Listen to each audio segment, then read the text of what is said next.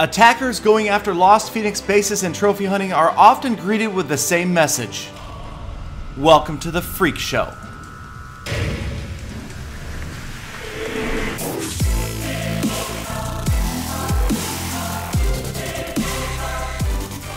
Welcome, fellow Clashers. Thank you so much for stopping by Clash of Clans Attacks, where yes, today it is welcome to the Freak Show. And that is because several Lost Phoenix members are using a base that has been designed by one of our members by the same name. Yes, Freak Show, known for coming up with these unusual base designs or taking a common base and just tweaking it, making it his own, moving around a few different defenses, and it seems to work out again and again. And we're not just seeing wins occasionally or wins in Champion League. These are consistent wins against Titan League players with completely maxed out troops and of course level 40 heroes. And this base especially strong against ground, as we see this attacker moving in from the top right, trying to get in, opening all of these walls, but really opening all of these entry paths just to one enclosure. So not ideal, because now there's just one main path that most of the troops are going to take in towards the Town Hall enclosure. Now some wall breakers did open the top spot there, but again, most of the troops went right down the middle, and that isn't going to work out well. There goes the Inferno Tower taking care of that P.E.K.K.A, and that's going to hurt the attack even more. The freeze spell goes down, but it's too little too late. It does freeze both Inferno Towers, but the one on the right unfreezes, goes to work on the Barbarians. The Barbarian King just about to fall. The Archer Queen looks like she is going to close in on this Town Hall, but those skeletons right there, just about that 3 to 4 second delay of having to take care of those few skeletons could make the differences, because right here she hits the Royal Cloak, she's going to work on the Town Hall, and it looks like she's going to have it, but then both Inferno Towers, both Expos take her down in a heartbeat, and that is the end of this attack. Now it becomes 15 seconds of staring at the screen. Dudash happy to get the win, doesn't get the 40% shield, although it looks like the attacker went for it at the end, and a massive 37 trophy win. Next up is Lost Phoenix's very first and only legend. It is Pun Clashing, and he needs all the help he can get, because obviously he is a huge trophy offer just about every time he goes out on defense, and this time we have an air attack going after the Freak Show 1.0. But that third rage spell always critical, and it misses just about every balloon, as the left pack is way off, the right pack way outside of it as well. So the third raid spell really going to waste, and that makes all of the difference in this style raid. You've got to get those balloons in around the Town Hall, especially the structures that surround the Town Hall. So many defensive structures right there. And again, I've said this before and I will repeat it, any well-designed attack can take down a 2-star maxed out Town Hall 10 no matter the design. So you are of course counting on a little bit of luck, some miscalculations, some missteps from attackers, and that's what we are seeing here. But statistically speaking, this base is winning far more defenses, and that is because it does exaggerate those mistakes. It doesn't leave room. You can't make a lot of mistakes when going after this base and expect to walk away with a win, and right there St. George does not get the job done.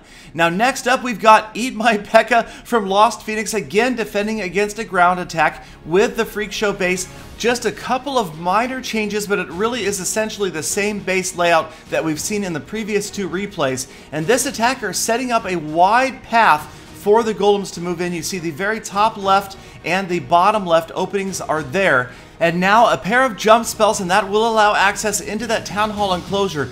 But if you look at the way this base is set up, that inner ring of storages serve like an invisible wall that are going to help try to guide those golems around. Just like you would see with a Nemesis base, those storages acting to distract the units, trying to keep them away from taking out the most valuable defenses, the Expos and the Inferno Towers. The maxed out heroes moving in from the top left along with a P.E.K.K.A and a big group of wizards. An unusual clan castle deploys. Now we've got wizards on the defense. The poison spell pretty much misses them all, and they will not only finish off that golem on the left, but they're going to move up, work on the other golems and that P.E.K.K.A and the king in the center.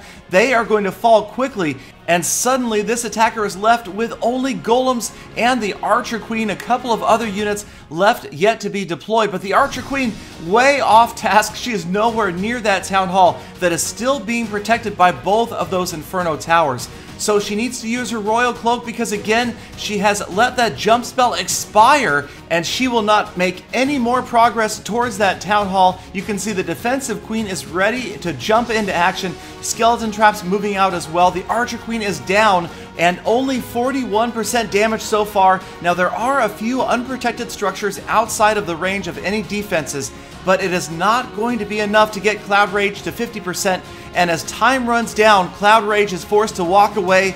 28 trophies poorer.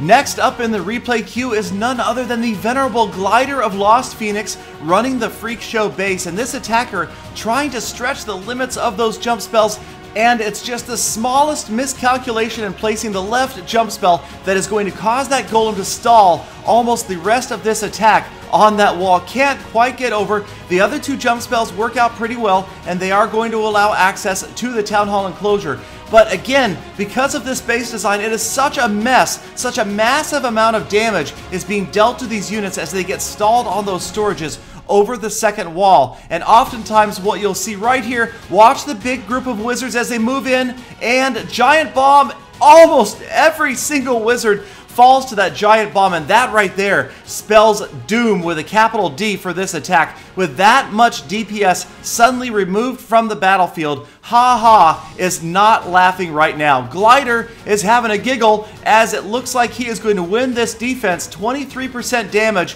The heroes both just about to go down. That haste spell did nothing but expedite the end of this attack. As you can see, not even 30% damage. This attack ending just about as abruptly as it started. The last of the units on the far left, a couple of golemites, a couple of wizards, but so far from 50% that there's really no chance. And as time runs out, this attacker is going to leave these trophies behind. Glider, again, a huge trophy offer, collecting only 3 trophies by winning that defense.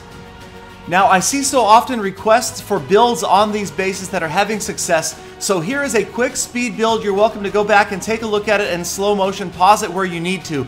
But again, watch the invisible wall being created by the storages that are just outside the Expos, Inferno Towers, Clan Castle, and the Teslas. And then you've got those other defenses that are going to ring those storages that are going to be inside the innermost wall. Now, once you've got this big, massive Town Hall enclosure set up with the invisible wall, I like to call it right here, then you can build those outer walls around it. And really, you see these attackers get through those outer walls again and again and again. It really isn't that much of a difference. The difference is made on the inside, especially when these attackers don't create multiple paths in and kind of spread out the damage being done by all of the defenses. So here go the outermost enclosures, the camps being walled off, that weird double wall around a couple of different sections. And then most of these outer enclosures either have just one defense or none at all, and that is not helping things out either. That focuses the golems into one area rather than multiple areas, and so any mistakes in this kind of base often end up in a defense victory. So best of luck to you guys if you try out the Freak Show base.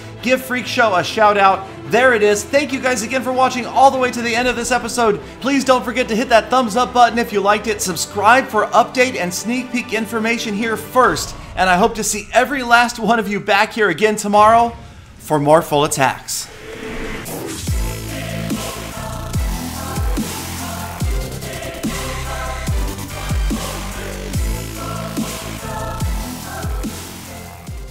Galadon, every last one of them, eh? That's a pretty tall order, don't you think? What if maybe one gets stuck, say, in the bathroom?